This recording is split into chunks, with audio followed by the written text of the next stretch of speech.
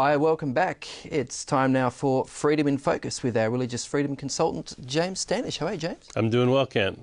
Now, James, I know you're very keen on American politics, having lived there for quite a few years. Not too long back, one of the leading Republican presidential candidates said a Muslim could never be president of the United States. What's with that? It's kind of an unusual comment to make, and quite, maybe you might say, unnecessary, as no Muslim candidates in the presidential race at this point. But what about Obama? He's Muslim, isn't he? No, he's not. But if he was, would it make that much difference to you? And that's really the question I think that we have to ask. Is the president or the prime minister or even a monarch, are they a religious office or are they there for a secular purpose? And this is complicated because often people look to their political leaders for some kind of spiritual leadership.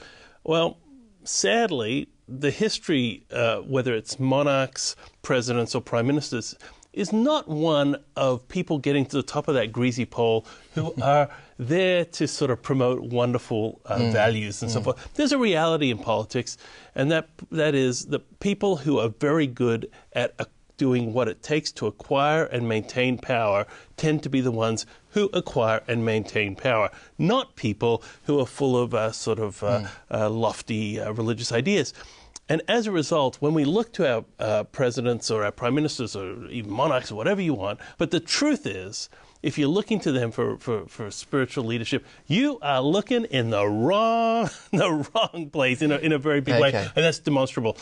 So does it worry you, though, that someone who is seriously being considered for head of state of a country would actually say that, look, there are certain people in our community who I don't think should hold a Well, I obviously disagree. I think you look at the person who is running for the position and what their policies are and what their record is, and you decide, is this somebody who's going to make a good fit for that position? You're not looking for the head of your church. Sure. You're not looking for a pastor. You're not looking for a priest. You're looking for a secular leader, and therefore you should be guided by these objective criteria.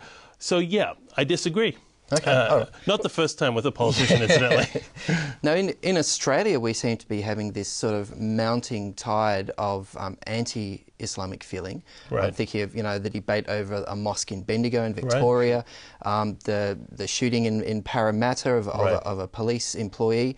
I mean, these sort of things have, brought a lot of concern to the surface. A lot of concern. Of course, the Lint Cafe shooting, all these things. Yeah, separate issues, but they come together. But they come together.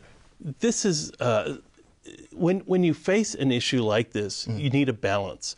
Those people who say that this has nothing to do with Islam, this is a completely secular thing, are wrong.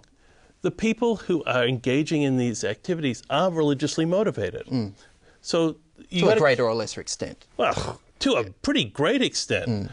But, on the other hand, many people who follow the same faith are not engaging in violence. In fact, the vast majority. Yeah. So you don't treat the bulk of people like in a way that is discriminatory or demeaning just because there is a minority who've gone on this tangent.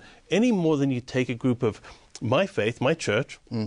I had a group of people who broke off. They called themselves the Branch Davidians, and then they broke off again. We called themselves the Branch Davidians. David Koresh, Waco, Texas. A lot of people, nothing to do with me. And I don't want to be treated in a different way because of what they did. And I think that's the same thing that we should extend over to the Muslim community.